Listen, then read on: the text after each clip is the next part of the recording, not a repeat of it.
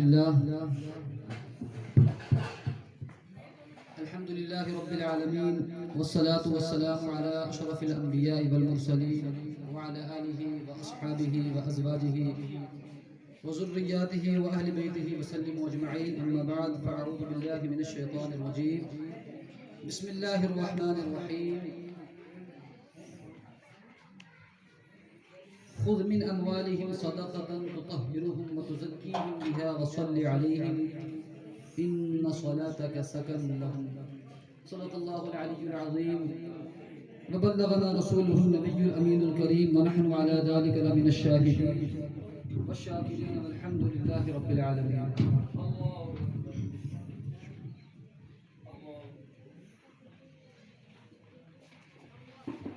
سامعین محترم،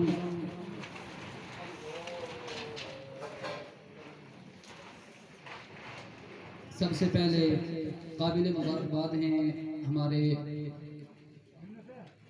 ٹھیکیدار. زبان پہ ایک لفظ آ رہا تھا، اللہ تعالیٰ ان کو جلدی حاجی بنا دے.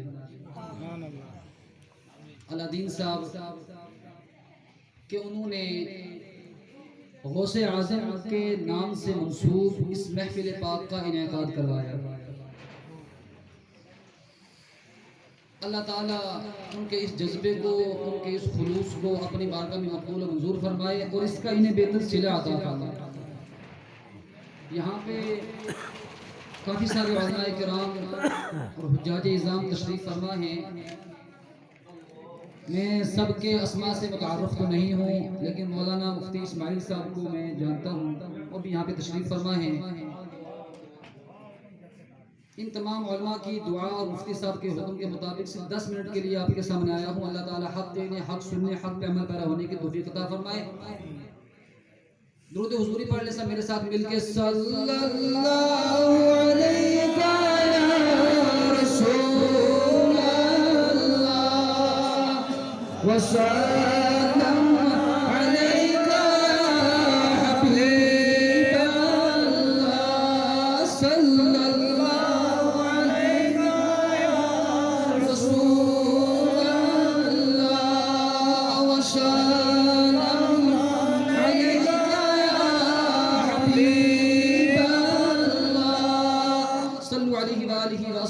وازواجہ وسلم اجمعین.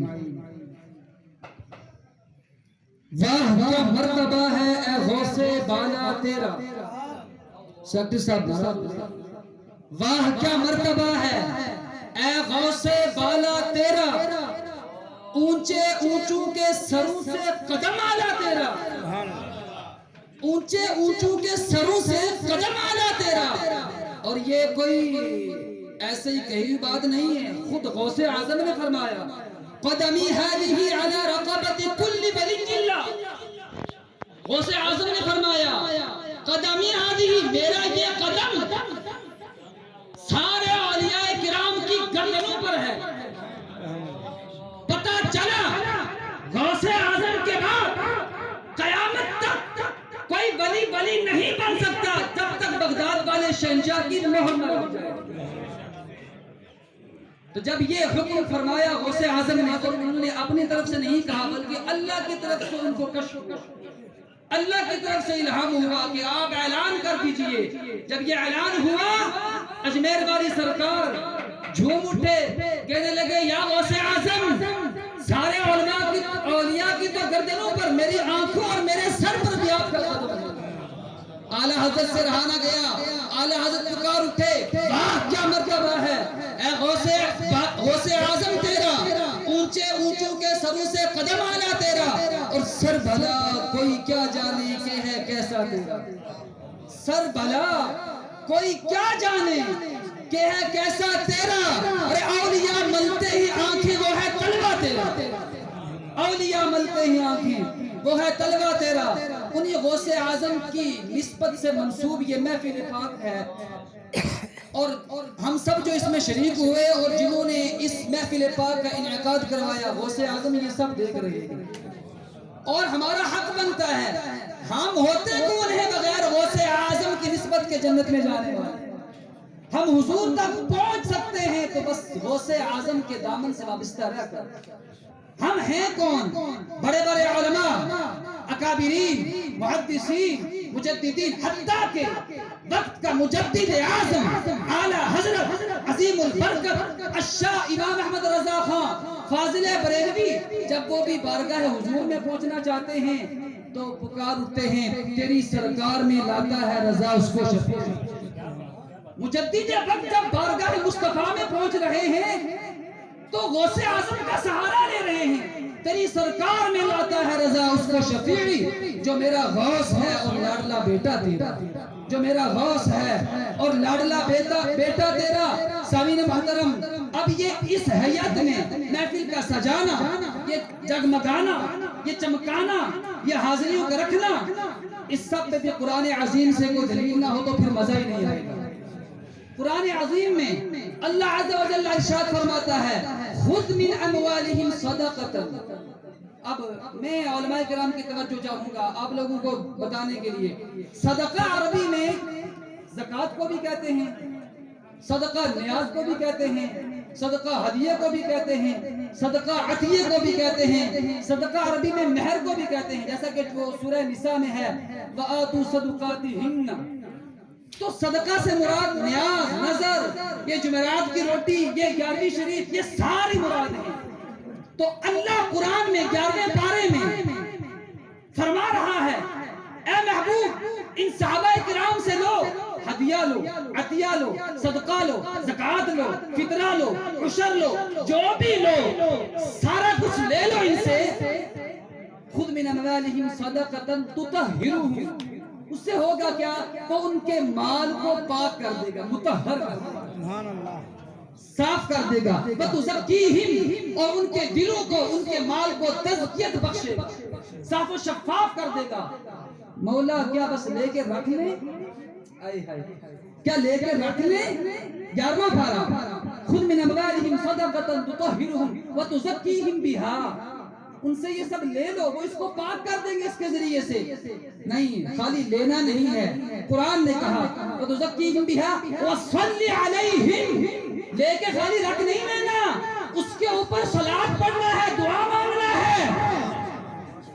کوئی جناب والا امام احمد رضا کا قول نہیں بتا رہا، نبی کی حدیث سے بھی اوپر قرآن کی آیت کہ جب لے لو، لے کے رکھ نہ لو، لے کے رکھ نہ لو، وصلی علیہم، اس کے اوپر فاتحہ پڑھو، صلاۃ پڑھو، درود پڑھو، اس کے اوپر دعا مانگو، وصلی علیہم، یہ لینے کے بعد نیاز نظر، پھر اس کے اوپر دعا مانگو، وصلی علیہم۔ بولا دعا مانگنے سے فائدہ کیا ہوگا؟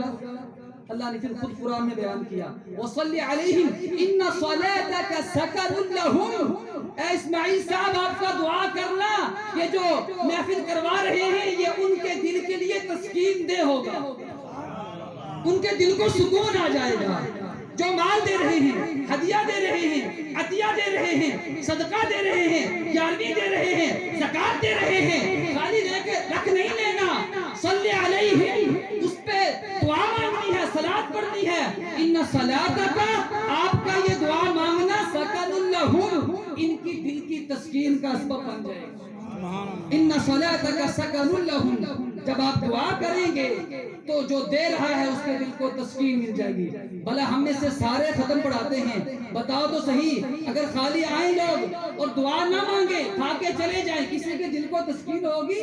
قطعاً نہیں ہوگی، اس لیے کہ قرآن نے پہلے بیان کر دیا ہے دعا مانگنی ہے، پھر اس کے بعد دل کو تسکین بھی ملے گی اور آپ کا ہدیہ، عطیہ، زکوٰۃ، 11ویں 12ویں سب قبول ہوگا۔ سامعین محترم، اب ہمیں قرآن سے پتہ چل گیا کہ جب ہم اپنے آگے کسی کا دیا ہوا ہدیہ، عطیہ، 11ویں 12ویں صدقہ، زکوٰۃ رکھتے ہیں، ایسے ہی نہیں اٹھا لینا، کھا لینا، پہلے صلاۃ پڑھنا ہے، اس پہ پہلے دعا مانگنی ہے۔ یہ 11ویں پارے سے ہمیں پتہ چل گیا۔ سامعین محترم، اب ہم آگے تھوڑا سا بڑھتے ہیں۔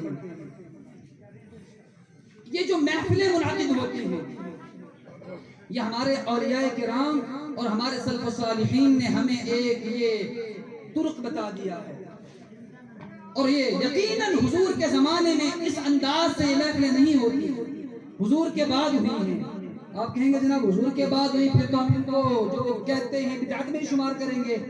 میں نے کہا نہیں, آپ نے مسلم شریف کی حدیث پاک نہیں پڑھی ہے.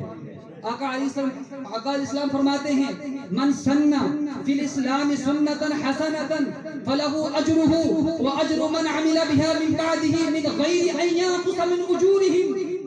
مسلم شریف میں حدیث پاک ہے, آقا نے فرمایا من سن فی الاسلام سنتا حسنتا, میرے بعد قیامت تک حافظ اکرم صاحب قبلہ تشریف لائے ہیں ماشاءاللہ. ہمارے گاؤں ملہان کی یہ ایک عظیم جانی پہچانی شخصیت ہے, ہماری رونق ہیں, اللہ تعالیٰ ان کی عمر برکتیں عطا فرمائے. من سن فی الاسلام سنتا حسنتا,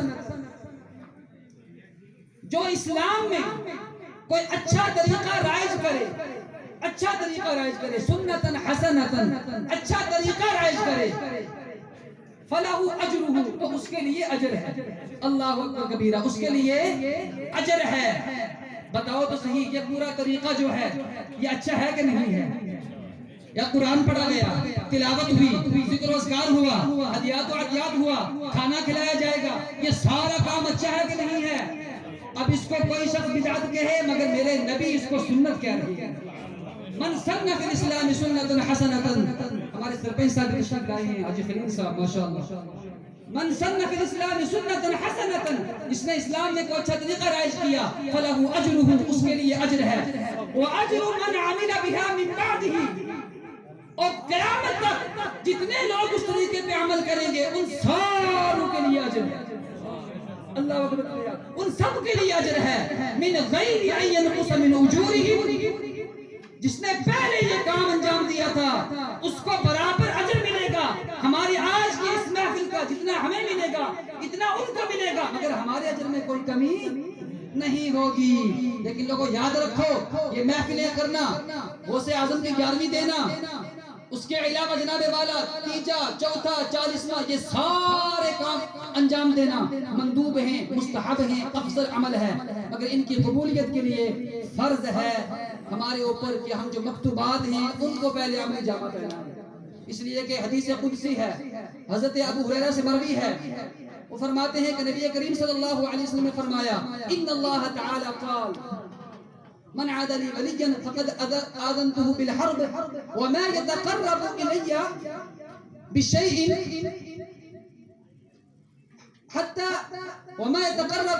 عبدي بشيء حتى أحببته.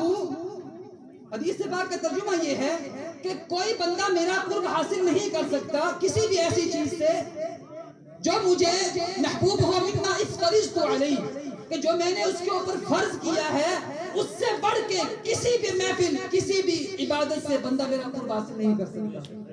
کسی بھی شے سے سب سے پہلے ہمارے اوپر جو فرض ہے نماز ادا کرنا, زکوٰۃ دینا, حج کرنا, اس کے علاوہ جناب والا رمضان کے روزے رکھنا, یہ چیزیں جو ہمارے اوپر فرض ہیں پہلے ان کو انجام دیں گے, پھر یہ ساری عبادتیں کریں گے تو اللہ کی بارگاہ میں مقبول ہو جائیں گی.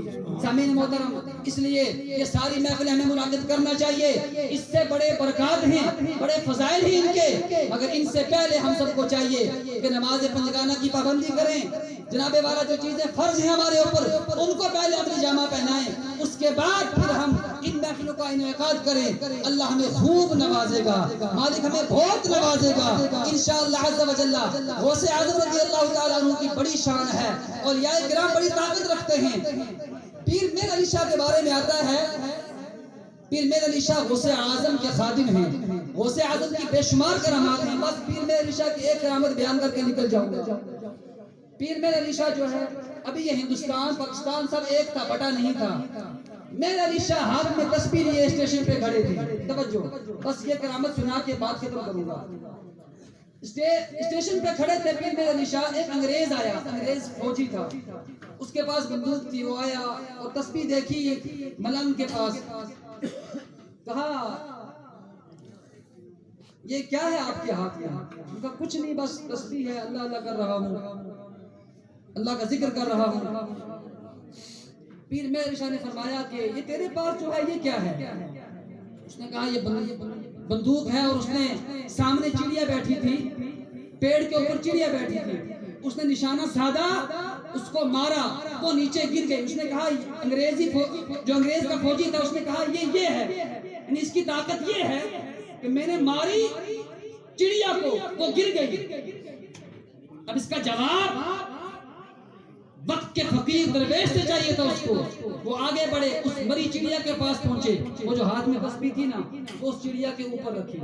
چڑیا اڑی اور جا کے پیڑ کی شاخ پہ بیٹھ گئی. کہا جو تیرے پاس تھا وہ ہے، جو میرے پاس تھی یہ تسبیح، اس کا کمال یہ ہے. یہ غوث اعظم کے غلاموں کی کمالات ہیں، ان کی کرامات ہیں. غوث اعظم کا کیا مقام ہوگا. اللہ تعالیٰ آج کی ہماری اس محفل کو مقبول و منظور فرمائے. توبوا الی اللہ، استغفر اللہ تعالی ربی من کل ذنب واتوب الیہ وما علینا الا البلاغ. والسلام علیکم ورحمۃ اللہ وبرکاتہ.